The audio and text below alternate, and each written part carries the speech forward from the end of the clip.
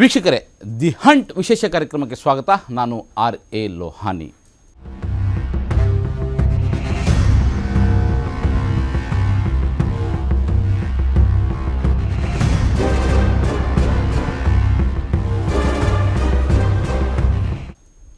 ಈಗ ಕಾಂಗ್ರೆಸ್ಸಿನ ಸ್ಥಿತಿ ಹೇಗಿದೆ ಗೊತ್ತಾ? ಜಟ್ಟಿ ನೆಲಕ್ಕೆ ಬಿದ್ದರೂ ಮೀಸೆ ಮಣ್ಣಾಗಲಿಲ್ಲ ಅಂತ ಹೇಳ್ತಾರಲ್ಲ, ಆ ನಾಣ್ಣುಡಿಯಂತೆ. 4 ರಾಜ್ಯಗಳಲ್ಲಿ ನೀವು ಸೋತಿದ್ದೀರಿ ಎಂದು ಕಾಂಗ್ರೆಸ್ಸಿಗರಿಗೆ ಕೇಳಿದರೆ, ಇಲ್ಲ ನಾವು 5 ರಾಜ್ಯಗಳಲ್ಲಿ BJPಗಿಂತ ಹೆಚ್ಚು ಮತಗಳನ್ನು ಪಡೆದಿದ್ದೇವೆ ಎಂದು ಮೀಸೆ ತಿರುಗುತ್ತಿದ್ದಾರೆ ಕಾಂಗ್ರೆಸ್ಸಿಗರು. ಒಂದು ಸೋಲು ಕಾಂಗ್ರೆಸ್ಸಿನ ಸ್ಥಿತಿಯನ್ನು ಎಲ್ಲಿಗೆ ತಂದು ನಿಲ್ಲಿಸಿದೆ ನೋಡಿ. ಇಂಡಿಯಾ ಒಕ್ಕೂಟದಲ್ಲಿ ತಿಕ್ಕಾಟ ಆರಂಭವಾಗಿದೆ. ಇಂದು ನಡೆಯಬೇಕಿದ್ದ ಇಂಡಿಯಾ ಒಕ್ಕೂಟದ ಸಭೆ ರದ್ದಾಗಿ ಹೋಗಿದೆ. 3 ರಾಜ್ಯಗಳಲ್ಲಿ ಕಾಂಗ್ರೆಸ್ ಸೋಲುತ್ತಿದ್ದಂತೆಯೇ ನಿತೀಶ್ ಕುಮಾರ್ ಅನಾರೋಗ್ಯ ಪೀಡಿತರಾಗಿ ಆಸ್ಪತ್ರೆ ಸೇರಿದರು. ಅವರದು ಅನಾರೋಗ್ಯವಲ್ಲ, ಇಂದಿನ ಇಂಡಿಯಾ ಸಭೆಯಿಂದ ಅವರು ಹೊರಗಿಳಿಯುವ ನೆಪ ಅಷ್ಟೇ ಅಂತ ಹೇಳಲಾಗ್ತಾ ಇದೆ. ತಮಿಳುನಾಡಿನಲ್ಲಿ ಬೀಸಿದ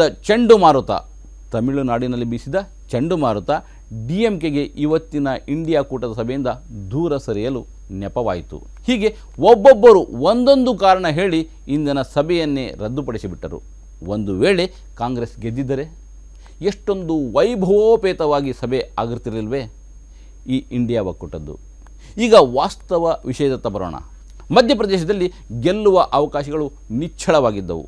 ಛತ್ತೀಸ್ಗಢ ಗೆಲ್ಲುವುದು ಸ್ಪಷ್ಟವಾಗಿತ್ತು.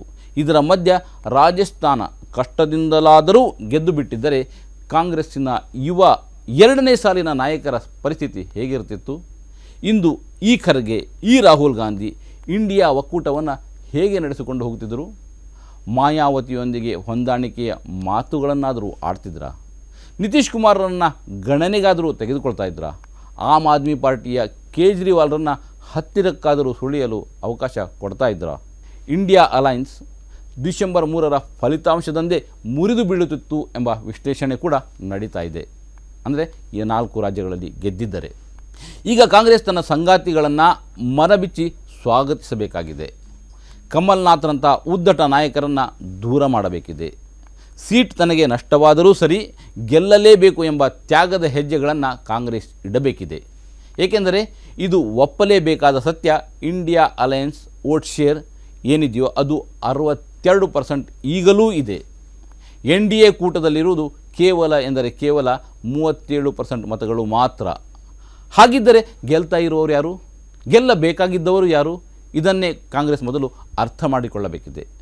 ಮತ್ತೆ ಕಾಂಗ್ರೆಸ್ಗೆ ಕಾಡುತ್ತಿರುವ ಕಮಲ್ನಾಥ್ರಂತಹ ತಾತಂದಿರನ್ನು ದೂರವೇ ಇಡಬೇಕಿದೆ.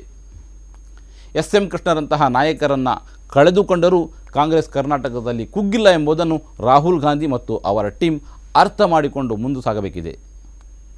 ಚುನಾವಣೆ ಗೆಲ್ಲುವುದು ಎಂದರೆ ಇಂದು ಜನಾಭಿಪ್ರಾಯ ರೂಪಿಸುವುದು ಮತ್ತು ಜನರ ಅಭಿಪ್ರಾಯವನ್ನು ಬದಲಿಸುವುದು.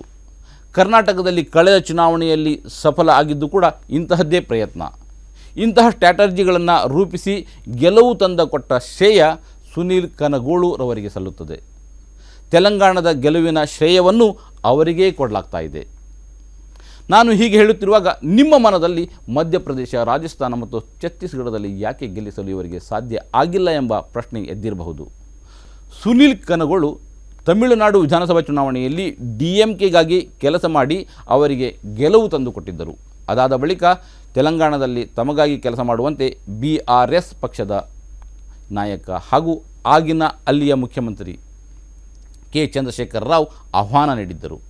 ಈ ಹಿನ್ನೆಲೆಯಲ್ಲಿ 2 ಸುತ್ತಿನ ಮಾತುಕತೆ ಕೂಡ ಆಗಿತ್ತು. ಇದರ ಮಧ್ಯ ಸುನೀಲ್ ಕನಗೋಳು ಕಾಂಗ್ರೆಸ್ಸಿನ ಸೆಳೆತಕ್ಕೊಳಗಾಗಿಬಿಟ್ಟರು. ತನ್ನ ಶಕ್ಯ ತೊರೆದಿದ್ದಕ್ಕಾಗಿ BRS ಪಕ್ಷದ ನಾಯಕ K. ಚಂದ್ರಶೇಖರ್ ರಾವ್ ಕೋಪಗೊಂಡಿದ್ದು ಮಾತ್ರವಲ್ಲ, ಸುನೀಲ್ ಕನಗೋಳುರವರ ಹೈದರಾಬಾದ್ ಕಚೇರಿಗೆ ದಾಳಿ ಮಾಡಿಸಿ ಅವರಲ್ಲಿಯ ದಾಖಲೆ ಪತ್ರಗಳನ್ನೆಲ್ಲ ಧ್ವಂಸಗೊಳಿಸಿಬಿಟ್ಟಿದ್ದರು. 6 ತಿಂಗಳ ಹಿಂದಿನವರೆಗೂ ತೆಲಂಗಾಣದಲ್ಲಿ ಅಸ್ತಿತ್ವಕ್ಕಾಗಿಯೇ ತಡೆಗಾಡುತ್ತಿದ್ದ ಕಾಂಗ್ರೆಸ್ ಈಗ ನೇರವಾಗಿ ಅಧಿಕಾರಕ್ಕೇರುವಂತಾಗಿದೆ. ಗುಜರಾತ್ ಮತ್ತು ಮಹಾರಾಷ್ಟ್ರ ಬಿಟ್ಟರೆ ದೇಶದಲ್ಲಿ ಅತಿ ಹೆಚ್ಚು ಆದಾಯ ತರುವ 2 ರಾಜ್ಯಗಳು ಕಾಂಗ್ರೆಸ್ ತೆಕ್ಕೆಗೆ ಸೇರಿವೆ. ಹಿಮಾಚಲ ಪ್ರದೇಶದಲ್ಲಿಯೂ ಸುನೀಲ್ ಕನಗೋಳು ಕಾಂಗ್ರೆಸ್ಗಾಗಿ ಕೆಲಸ ಮಾಡಿ ಯಶಸ್ವಿಯಾಗಿದ್ದರು. ಇಂತಹ ಸುನೀಲ್ ಕನಗೋಳುರವರ ಸೇವೆಯನ್ನು ಕಾಂಗ್ರೆಸ್ ಮಧ್ಯಪ್ರದೇಶ, ರಾಜಸ್ಥಾನ, ಛತ್ತೀಸ್ಗಢದಲ್ಲಿ ಪಡೆದಿಲ್ಲ ಎನ್ನುತ್ತೀರಾ ನೀವು? ಎಸ್, ಸುನೀಲ್ ಕುಮಾರ್ ಅಲ್ಲಿಯೂ ಕೆಲಸ ಮಾಡಿದ್ದಾರೆ, ಆದರೆ ಅಲ್ಲಿ ಸೋಲು ಕಂಡಿದ್ದಾರೆ. ಆದರೆ ಈ ಸೋಲಿಗೆ ಸುನೀಲ್ ರವರನ್ನು ಹೊಣೆಗಾರನಾಗಿ ಮಾಡುವಂತಿಲ್ಲ. ಯಾಕಂದರೆ ಪ್ರಶಾಂತ್ ಕಿಶೋರ್ರೊಂದಿಗೆ ಕೆಲಸ ಮಾಡಿದ್ದ ಅನುಭವ ಇವರದು. ಇಂತಹ ಸುನೀಲ್ರನ್ನು ಮಧ್ಯಪ್ರದೇಶಕ್ಕೆ ಕಳುಹಿಸಲಾಗಿತ್ತು. ಕಮಲ್ನಾಥ್ ಇವರೊಂದಿಗೆ ಹೊಂದಿಕೊಳ್ಳಲಿಲ್ಲ. ಗಲಾಟೆ ಎಲ್ಲಿವರೆಗೆ ಸಾಗಿತು ಅಂದರೆ ಸುನೀಲ್ ರವರ ಕಚೇರಿ ಮತ್ತು ಲ್ಯಾಪ್ಟಾಪ್ಗಳನ್ನೇ ಕಮಲ್ನಾಥ್ ಧ್ವಂಸ ಮಾಡಿಬಿಟ್ಟಿದ್ದರು ಎಂಬ ಮಾತುಗಳು ಕೂಡ ಕೇಳಿ ಬರ್ತಾ ಇವೆ. ನನಗೆ ಯಾರ ಅವಶ್ಯಕತೆಯೂ ಇಲ್ಲ, ನಾನೊಬ್ಬನೇ ಗೆದ್ದು ತೋರಿಸುತ್ತೇನೆ, ಹೀಗೆಂದು ಕಮಲ್ನಾಥರು ಆ ಸಂದರ್ಭದಲ್ಲಿ ಆವಾಜ್ ಹಾಕಿದ್ದರು. ಮಹಿಳೆಯರ ಖಾತೆಗೆ 3,000 ರೂಪಾಯಿ ಹಾಕುವ ಗ್ಯಾರಂಟಿಯನ್ನು ಸುನೀಲ್ ಕನಗೋಳು ಕರ್ನಾಟಕಕ್ಕಿಂತ ಮೊದಲೇ ಮಧ್ಯಪ್ರದೇಶದಲ್ಲಿ ರೂಪಿಸಿದರು.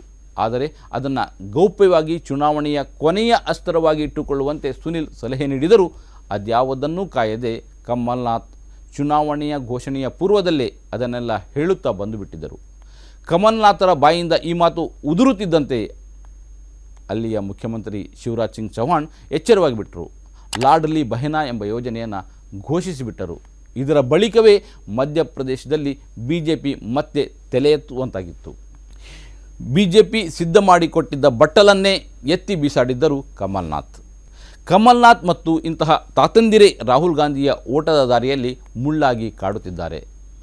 ಕಳೆದ ಪಂಚರಾಜ್ಯಗಳ ಚುನಾವಣೆಯಲ್ಲಿ ಕಾಂಗ್ರೆಸ್ಸಿಗೆ ವಿಲನ್ಗಳಾಗಿ ಕಾಡಿದವರು ಇಂತಹ ತಾತಂದಿರೇ ಆಗಿದ್ದಾರೆ. ಇಂತಹ ಪ್ರಮುಖರಲ್ಲಿ ಒಬ್ಬರು ಕಮಲ್ನಾಥ್ ಆಗಿದ್ದರೆ ಇನ್ನೊಬ್ಬರು ಅಶೋಕ್ ಗೆಹ್ಲೋಟ್, ಮತ್ತೊಬ್ಬರ ಹೆಸರು ರಾಜಾ TS ಸಿಂಗ್ ದೇವ್.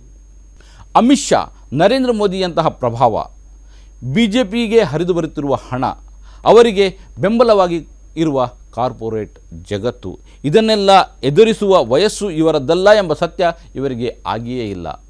ಕಾಂಗ್ರೆಸ್ಸಿಗೆ ಖಳನಾಯಕರಾಗಿ ಕಾಡುವ ತಾತೆಂದರು ಇನ್ನಷ್ಟು ರಾಜ್ಯಗಳಲ್ಲಿ ಇನ್ನಷ್ಟು ಮಂದಿ ಇದ್ದಾರೆ. ನಾವು ಇಷ್ಟು ವರ್ಷಗಳ ರಾಜಕೀಯ ಅನುಭವ ಇದ್ದವರು ಎಂದು ಇವರು ಈಗಿನ ನವ ರಾಜಕೀಯದ ತಂತ್ರಗಾರಿಕೆಯನ್ನೇ ನಿರ್ಲಕ್ಷಿಸಿ ಏಕಮೇವಾಧಿಪತ್ಯ ಸ್ಥಾಪಿಸಲು ಸಾಗುತ್ತಿದ್ದಾರೆ ಮತ್ತು ಕಾಂಗ್ರೆಸ್ಸಿಗೆ ಸೋಲನ್ನು ಕೊಡುಗೆಯಾಗಿ ಕೊಡುತ್ತಿದ್ದಾರೆ. ಈ ಬಾರಿಯ ಚುನಾವಣೆಯಲ್ಲಿ ಕಾಂಗ್ರೆಸ್ಸಿಗೆ ಅತಿ ಹೆಚ್ಚು ದೊಡ್ಡ ಖಳನಾಯಕರಾಗಿ ಕಾಡಿದ್ದು ಕಮಲ್ನಾಥ್. ಅದು ಹೇಗೆ ಅಂತ ಸಂಕ್ಷಿಪ್ತವಾಗಿ ಹೇಳುತ್ತೇನೆ ನೋಡಿ. ಕಮಲ್ನಾಥ್ ಬಹಳ ಹಳೆಯ ಕಾಂಗ್ರೆಸ್ಸಿಗ. ಸಂಜಯ್ ಗಾಂಧಿ ಮತ್ತು ಕಮಲ್ನಾಥ್ ಒಂದೇ ಶಾಲೆಯಲ್ಲಿ ಡೆಹ್ರಾಡೂನ್ನಲ್ಲಿ ಕಲಿತವರು. ಇದೇ ಒಡನಾಟದಿಂದ ಇವರು ನಿಧಾನವಾಗಿ ರಾಜಕೀಯಕ್ಕೆ ಬಂದರು. 1980ರ ದಶಕದಲ್ಲಿ ಇಂದಿರಾ ಗಾಂಧಿ ಕಾಲದಲ್ಲಿ ಸಂಸದನಾಗಿಯೂ ಆಯ್ಕೆಯಾದರು. ಇವರಿಗೆ ಈಗ 77-78 ವರ್ಷ ಆಗಿರಬಹುದು. ಕಾಂಗ್ರೆಸ್ನಲ್ಲಿ ಯಾರು ಎಂದರೆ ಯಾರೂ ಕೂಡ ಗಟ್ಟಿ ಧ್ವನಿಯಲ್ಲಿ ಇವರೆದುರು ಮಾತನಾಡಲ್ಲ. ಮಧ್ಯಪ್ರದೇಶದ ಚುನಾವಣೆಯಲ್ಲಿ ಕಾಂಗ್ರೆಸ್ ಪಾಲಿನ ಯಾವೆಲ್ಲ ತಪ್ಪುಗಳು ಎಂದು ಕಾಣುತ್ತಿವೆಯೋ ಆ ಎಲ್ಲ ತಪ್ಪುಗಳಿಗೂ ಕಮಲ್ನಾಥ್ ಎಂದರೆ ಕಮಲ್ನಾಥ್ ಒಬ್ಬರೇ ಹೊಣೆಗಾರ ಆಗಿದ್ದಾರೆ. ಇಂತಹ ಕಮಲ್ನಾಥ್ ಮಾಡಿದ ಮತ್ತೊಂದು ತಪ್ಪು ಉತ್ತರ ಪ್ರದೇಶದ ಗಡಿಯಲ್ಲಿ ಹೊಂದಿಕೊಂಡಿರುವ ವಿಧಾನಸಭಾ ಕ್ಷೇತ್ರಗಳಲ್ಲಿ ಸ್ಪರ್ಧಿಸಲು ಸಮಾಜವಾದಿ ಪಕ್ಷಕ್ಕೆ ಮತ್ತು JDU ಪಕ್ಷಕ್ಕೆ ಅವಕಾಶ ನೀಡದೇ ಇರುವುದು.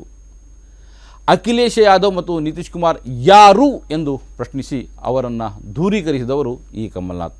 ರಾಹುಲ್ ಗಾಂಧಿ ಮತ್ತು ಸೋನಿಯಾ ಗಾಂಧಿಯವರನ್ನು ಕೂಡ ಕಮಲ್ನಾಥ್ ಧಿಕ್ಕರಿಸಿಬಿಟ್ಟಿದ್ದರು. ಇಂತಹದ್ದೇ ಇನ್ನೊಬ್ಬ ವಿಲನ್ ನಮಗೆ ಸಿಗುತ್ತಾರೆ ಛತ್ತೀಸ್ಗಢದಲ್ಲಿ. ಇವರ ಹೆಸರು ರಾಜಾ TS ಸಿಂಗ್ ದೇವ್. ನಾನೊಮ್ಮೆ ಮುಖ್ಯಮಂತ್ರಿ ಆಗಬೇಕು ಎಂಬ ಆಸೆ ಇವರದು. ಅದಕ್ಕಾಗಿ ರಾಹುಲ್ ಗಾಂಧಿಯನ್ನು ಕಾಡುತ್ತಿದ್ದರು. ಹಿರಿಯರಲ್ವೇ ಎಂದು ರಾಹುಲ್ ಗಾಂಧಿ ಚುನಾವಣೆ ಹತ್ತಿರ ಬರುವಾಗ ರಾಜಾ TS ಸಿಂಗ್ ದೇವ್ರವರನ್ನು ಉಪಮುಖ್ಯಮಂತ್ರಿ ಮಾಡಿಬಿಟ್ಟರು. ಆಗಿದ್ದು ಇದೇ ದೊಡ್ಡ ತಪ್ಪು.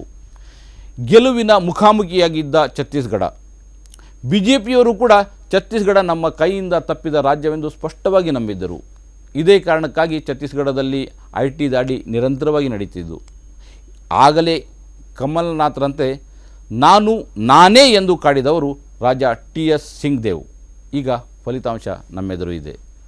ಇನ್ನು ರಾಜಸ್ಥಾನದತ್ತ ಬರುವುದಾದರೆ ಇಲ್ಲಿ ಯಾವಾಗಲೂ ಬದಲಾವಣೆ ಇದ್ದೇ ಇರುತ್ತದೆ. ಹೀಗಾಗಿ ಈ ಬಾರಿ ಬಿಜೆಪಿ ಬರಲೇಬೇಕಿತ್ತು. ಕಳೆದ 3 ದಶಕಗಳಿಂದ ಇದನ್ನೇ ನೋಡಲಾಗುತ್ತಿದೆ.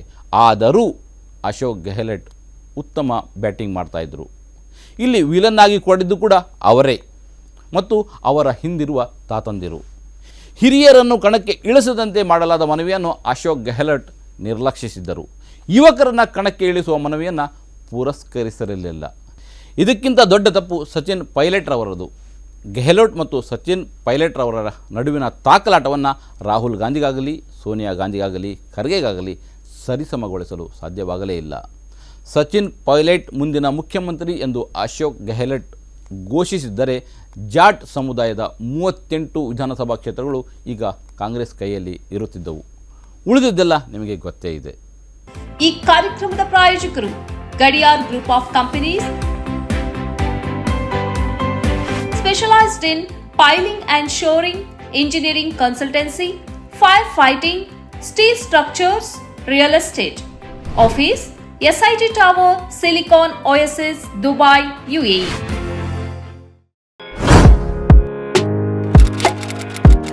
ಇಂತಹ ಹಲವು ಸುದ್ದಿ ಮಾಹಿತಿ ವಿಶ್ಲೇಷಣೆಗಾಗಿ ಸನ್ಮಾರ್ಗ ನ್ಯೂಸ್ ಸಬ್ಸ್ಕ್ರೈಬ್ ಮಾಡಿ. ನಿರಂತರ ನೋಟಿಫಿಕೇಶನ್ ಪಡೆಯಲು ಬೆಲ್ ಐಕಾನ್ ಒತ್ತಲು ಮರೆಯದಿರಿ.